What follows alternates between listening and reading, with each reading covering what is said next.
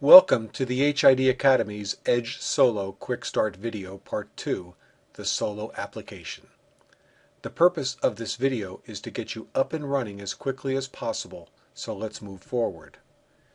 The Part 1 video provided an overview of the Edge Solo product family, how the equipment is physically connected, and how to initiate communication to the Edge Solo device. Physical access control systems have traditionally been difficult to set up.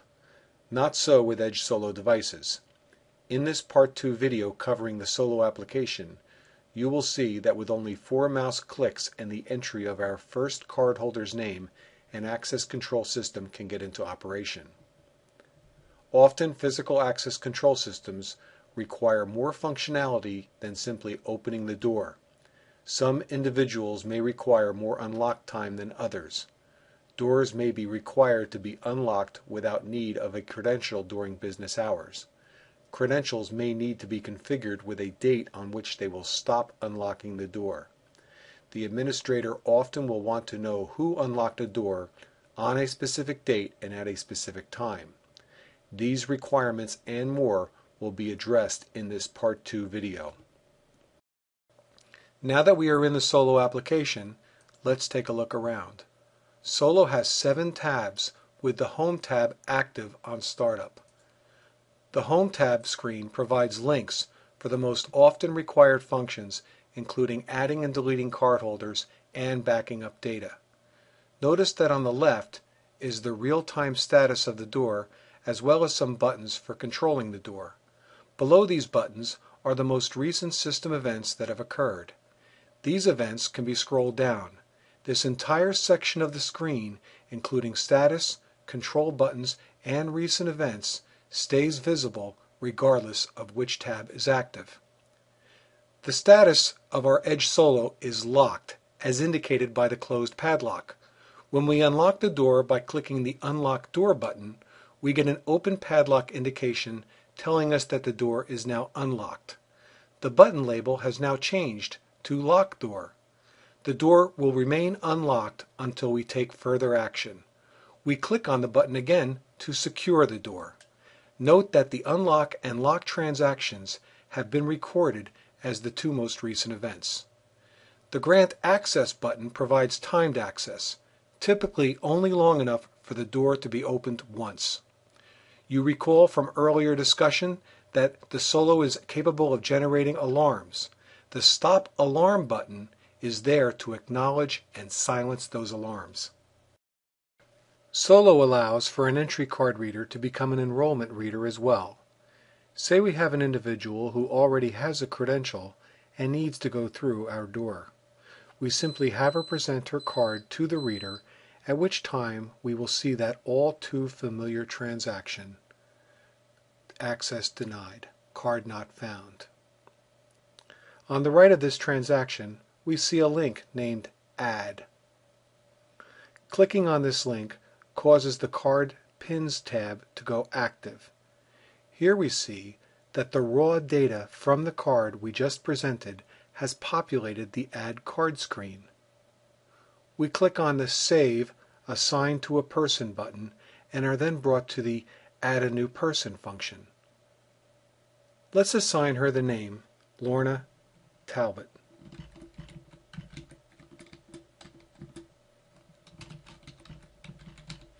And then click on Save, then assign a schedule. At this time, we will provide Lorna with 24-hour, 7 days a week access. When Lorna next presents her card, she will be allowed through. With only 4 mouse clicks and the entering of Lorna's name, we have a physical access control system. We did not even need to know the card number, let alone the format of the card. The raw data was enough. As simple as using the reader for enrollment is, it is not always the best method. Sometimes cards will be issued after they have already been enabled. In this instance, it is likely that the system administrator will be aware of the card format and want that format configured so that card numbers can be directly entered prior to issuance. Adding a card format is accomplished from the Cards Pins tab. Click on the Card Formats link and then click on Add a Format. On the Select Template pull-down, you are presented with the more popular HID formats. In this example, select the most popular, the H10301 26-bit format. There may be multiple card formats at a particular site, so to distinguish this format from the others, let's name it 26-bit Newark Facility. We know that this population of cards is facility code 139. We know this because we got that number off of the box that the cards arrived in. We then click on Save, and we have just added a card format. Schedules are that part of the system that need to be configured so that we can define when people are allowed to use doors. This is done by defining a schedule or using a predefined schedule and assigning that schedule to the individual's card. From the Schedules tab, you have the option to add a schedule. Doing so brings up the days of the week, each of which can be assigned 2 time intervals. Notice the Manage Special Days link at the top. Clicking on this link brings up the Manage Special Days screen. If an individual were not allowed in a door, say on a weekend, they would likely also not be welcome on a holiday. Here you have the opportunity to set up those holidays. Once holidays are set up, they could be inserted into the schedules that are assigned to people who are allowed to use the doors on holidays. Let's add July 4th.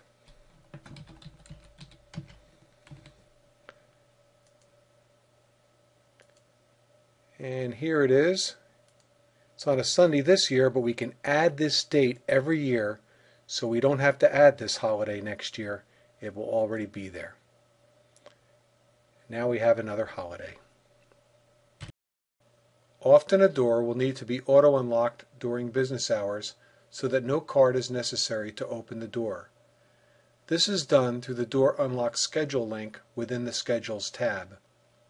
In order to set up the Door Unlock schedule, you only have to select one of the pre-configured schedules or create a schedule by clicking on the Add Schedule link on the bottom. Note the Enable On-Site Rule button. This button should be enabled if you do not want a door to unlock until an individual presents a valid card within a configurable time period prior to the unlock time. The purpose of this function is to prevent a door from unlocking, possibly during inclement weather, when no individual is at the facility. The Reports tab allows you to download comma-separated value or CSV spreadsheets. You can also export data as an XML file. This data can then be viewed or printed with different applications. At the bottom of the Report tab, events can be viewed. There is a pull-down that allows selection of between 10 and 100 events per page. When these events populate, they can be scrolled down.